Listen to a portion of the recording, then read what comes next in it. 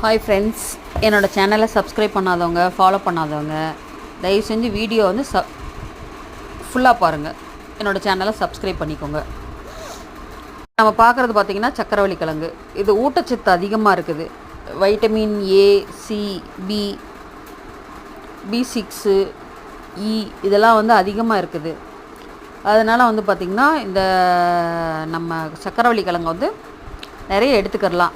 நோய் எதிர்ப்பு சக்தி இதில் அதிகமாக இருக்குது. கண் பார்வை மேம்படும். இதை சாப்பிட்டோன்னா செரிமான சத்து, அதாவது நார் சத்து அதிகமாக இருக்கிறனால சீக்கிரம் செரிமானத்துக்கு சீக்கிரமாக உதவுது. இன்னொன்று என்னென்னா சீக்கிரம் டைஜஷன் ஆகுது. ப்ளஸ் மோஷன் பிரச்சனை வந்து இதனால் நம்மளுக்கு வந்து ஃப்ரீயாக இருக்கும்.